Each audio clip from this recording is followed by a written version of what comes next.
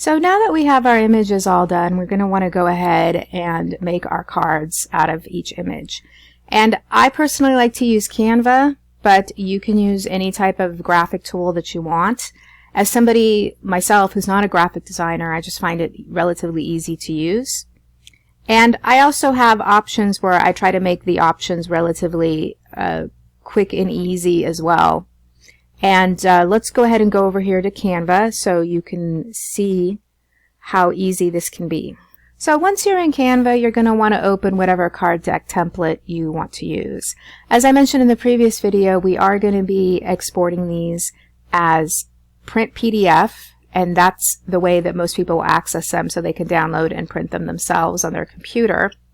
And so this template that I've included with this has the option for the 4 cards on each page, and then it can be saved as a print PDF, making it easy for people to actually access. However, you might want to use other templates. We do have additional templates included with the Quick Start, or as I showed in the other video, the previous video, you can also even get templates on Etsy if you want to have more complicated layouts with these and not have to position the graphic overlays like titles and things yourselves. Some of those templates include that section for you to make it even easier. So then you want to go to Uploads, and I do have our 4 images we've uploaded here, but you would just open your file with your upscaled images and then just upload them, and they'll be here. And it might take a little bit of time just because with the images you're going to be having at least like 36 or even more, so it could take a little time to get them all in there. So you're going to end up having probably about 10 pages PDF to more, 10 to 20 pages, because you'll have 4 images on each page, and then you'll probably want to have 1 or 2 card backs as well, and that'll be on an additional page. So once you have your images in here, you can go ahead here and drag and drop them in the order that you want them.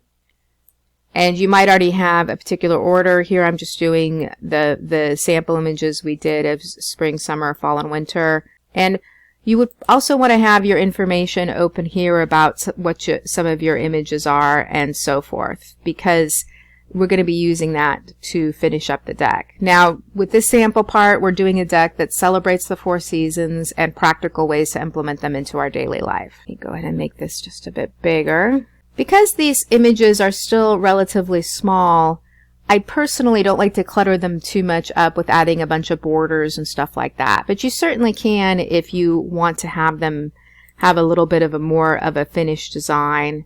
You can add in like a border and have different borders here, or put a frame on, which you would do first, and then put the image in the frame.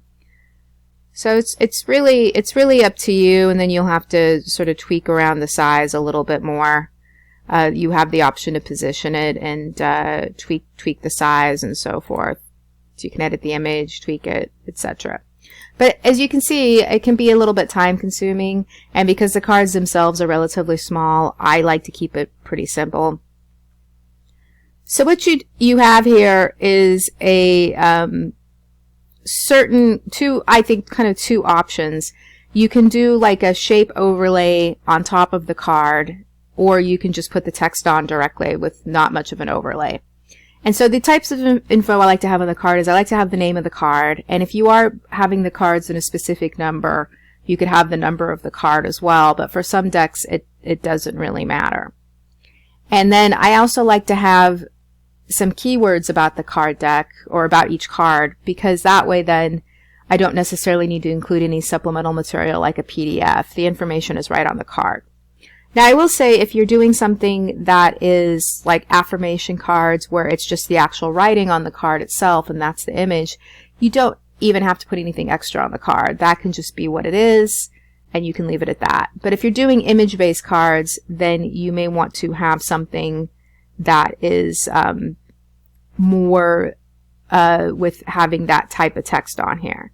So what you can do here is you can go ahead, if you want to do this way, I'll show you 2 different ways I like to do it. You can do this. You can also use a rectangle, for example, if you don't like this particular oval shape, or you can use any type of shape here. You know, take it and just move it around. I don't see any rectangles here, but you can actually do a search, or you can just pick a square and make it.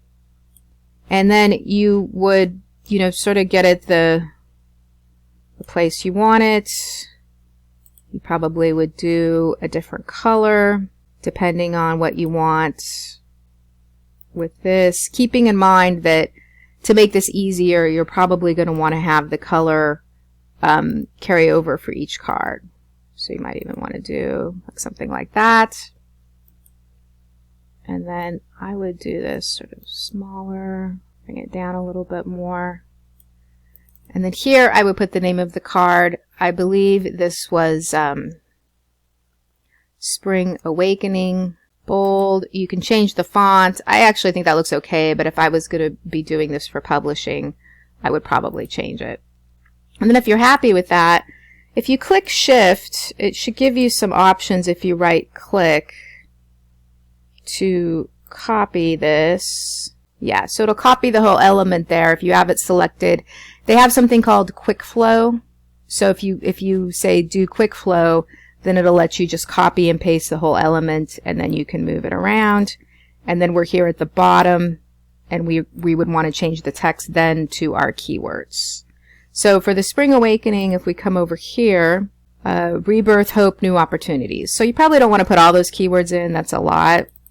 So I would probably put like hope, new opportunities. Maybe something like that.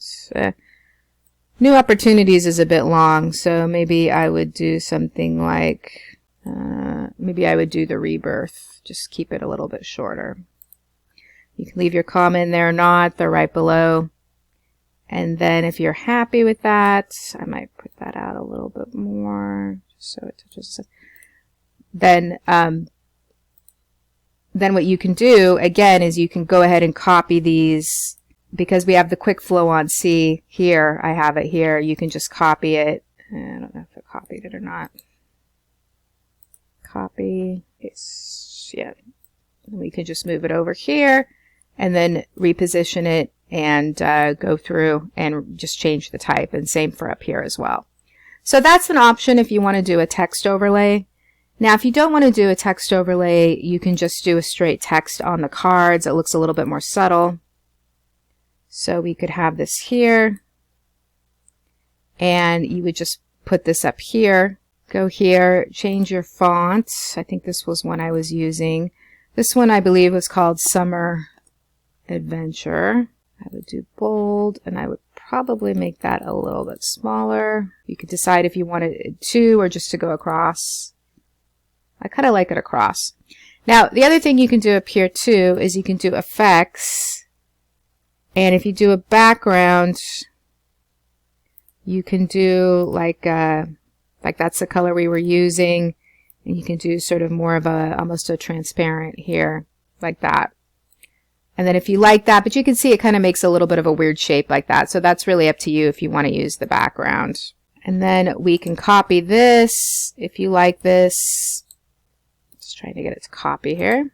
So then duplicate, and then it copies the whole thing here. So you can have this here, and then you can put your particular keywords, which I think we had here. Summer Adventure, Exploration, Adventure are our keywords with this. So there we go. And then I might want to make those just a bit smaller. And I'm sure if you spend a bit more time, you could go through here and you could make this look a little bit better. Like I might make that background a little bit more transparent. So those are two different ways that you could do your cards depending on what you want to have with it. And then, as I mentioned, you can just go through here and duplicate this and put it on each card, or come here and duplicate this and put this on each one, depending on what you're doing and you're finishing up your actual, and then you're just doing your text there. And that's a relatively quick and easy way to go ahead and get your information on your decks.